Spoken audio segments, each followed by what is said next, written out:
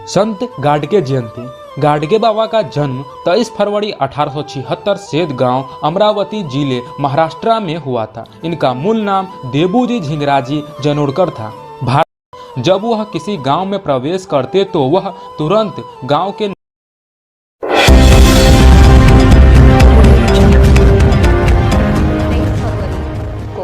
संत गाडगे महाराज की जयंती है।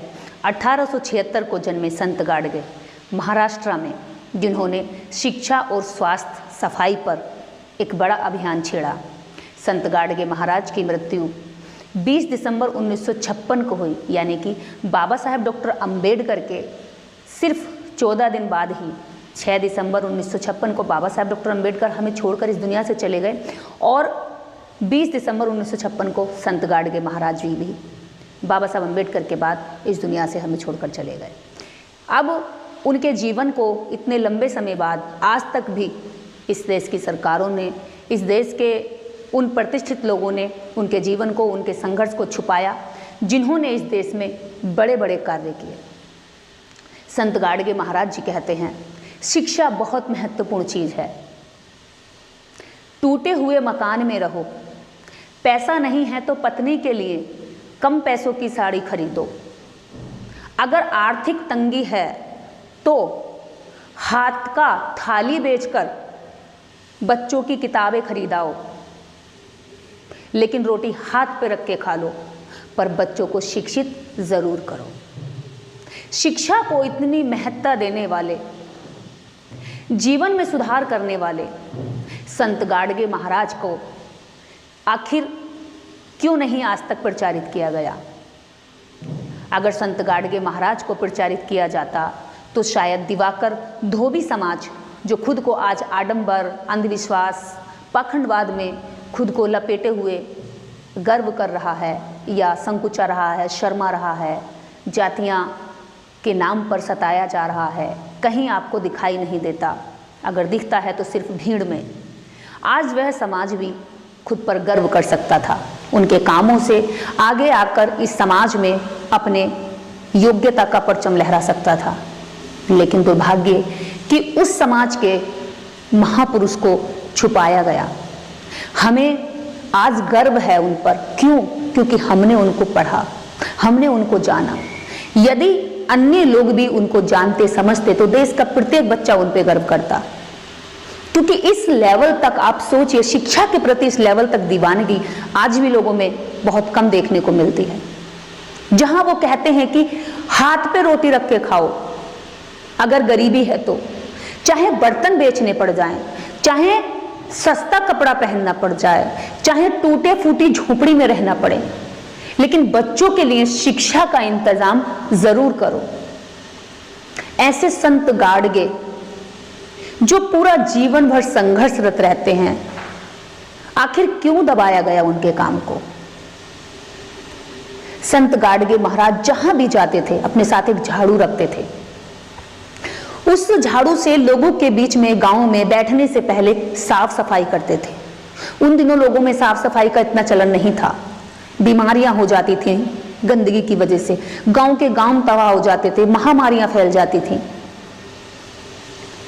उनको लगता था कि बीमारी गंदगी के कारण अधिक फैलती है, तो उन्होंने लोगों में साफ सफाई के प्रति जागरूकता लाई। उसके लिए उन्होंने काम करना शुरू किया, और जब काम करना शुरू किया तो लोगों ने उनको पसंद किया। और आज देखिए, हर व्यक्ति साफ सफाई चाहता है। ये साफ सफाई और स्वच्छता अभियान का जो नारा दिया था और इस पर वास्तविक जमीनी काम किया था, तो इस देश के अंदर सर्वप्रथम धोबी समाज से आने वाले संत गाडगे बाबा थे। अब हम यहां देखते हैं कि पूरे देश के लोगों को, हमने भी बचपन से पढ़ा कि स्वच्छता अभियान जो है महात्मा गांधी जी ने चलाया। हम किसी भी महात्मा गांधी के खिलाफ नहीं हैं, लेकिन कष्ट होता है जिन्होंने वास्तव में सच में काम किया, उनको दबा करके उन लोगों के नाम को प्रचारित कर दिया, उन लोगों को पढ़ाया गया, हमारे सामने रखा गया, परोसा गया कि हमने सच्चे समाज सुधारक को पीछे छोड़ दिया। आखिर क्यों? क्या ये जातीयता घृणा नहीं है? अगर जातीयता घृणा नहीं थी तो क्या धोबी समाज का व्यक्ति सफाई अभियान का क्रेडिट नहीं ले सकता था? जिन्होंने इतना बड़ा संघर्ष किया, जिन्होंने पूरा जीवन इसी पर लगा दिया, आखिर क्यों नहीं मिला उनको? कारण उनकी जाति धोबी थी। और धोबी खुद को गर्व करके कहते हैं कि हम उन लोगों जैसे हैं जिन्होंने हमारे दादा परदादा और हमारे पूर्वजों का, पुरखों का किया हुआ काम देश हित में दबा दिया। महाराष्ट्र के जन्मे संत गाडगे महाराज की साफ सफाई के अभियान की आज बात करें तो पूरे विश्व स्तर पर साफ सफाई को महत्ता दी जाती है। आप भी, मैं भी, हम आसपास में हर व्यक्ति आज साफ सफाई चाहता है और साफ सुथरे व्यक्ति के साथ हर कोई बैठना भी चाहता है, बातचीत करना चाहता है, संपर्क बनाकर रखना चाहता है। इस सफाई को, इस स्वच्छता को संत गाडगे जी ने बखूबी समझा और लोगों में प्रचार प्रसार किया। तो उनको मिलना चाहिए था सफाई अभियान का, स्वच्छता अभियान का क्रेडिट, लेकिन नहीं मिला। जाने क्यों ऐसा हुआ है इस भारत के इतिहास में? जब जब जिसने इस देश के लिए अपनी जान लुटाई है, अपना श्रम लगाया, अपना जीवन कुर्बान किया है, उन लोगों को, उन लोगों के काम को, उन लोगों की योग्यता को जाति के कारण दबा दिया गया। क्या देश सिर्फ कुछ चंद लोगों का है जो बिना काम किए भी यहां रोल मॉडल बन जाते हैं और जो सब कुछ लुटाकर निछावर करने के बाद भी कुछ नहीं बन पाते? ये दुख का विषय है। संत गाडगे महाराज ने अपने जीवन में, अब हम बात करें संत, उनके नाम के आगे हम संत क्यों लगाते हैं? उनके नाम के आगे विश्व भर में संत से क्यों पुकारा जाता है? संत इसलिए क्योंकि संत गाडगे महाराज ने पूरा जीवन शिक्षा को महत्व दिया। अनेकों छात्रावास बनाए, धर्मशालाएं बनाई, चिकित्सालय बनाए। और ये कहां से आया पैसा? लोग उससे भीख मांगी, एक कटोरा अपने साथ रखते थे, यानी कि लोग उससे वो उसको भीख भीख कहते थे। और उस भीख से उन्होंने अपने लिए पूरा जीवन एक भी झोपड़ी नहीं बनाई, एक भी मकान नहीं बनाया। ऐसा समाज सेवी जिसकी आखिरी सांस भी समाज के बीच में काम करते करते गुजरी, जिसका खुद का कोई मकान नहीं था। इसलिए हम उनको संत कहते हैं, क्योंकि संत ऐसा ही होता है, सच्चा होता है, वो सच्चाई पर चलता है। आजकल के संतों की तरह नहीं, मार दो, छील दो, चमड़ा उधेड़ दो, जीभ काट लाओ, ये सब इस तरह के बयान आजकल के जो संत देते हैं, ये संत नहीं हैं, ये ढोंगी हैं, ये संतों के नाम पर कलंक है। अगर सच्चे संत की आपको परिभाषा जाननी है तो आप संत गाडगे को पढ़िए। संत गाडगे बाबा इस देश के सच्चे संत हैं।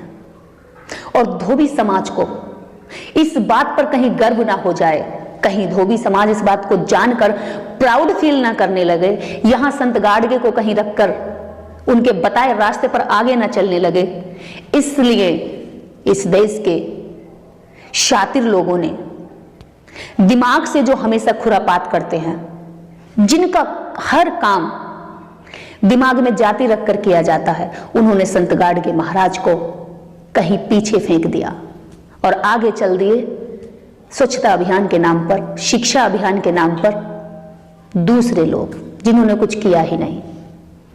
तो ऐसे थे संत गाडगे महाराज, जिसने पूरे जीवन इस देश, इस समाज पर लगा दिया।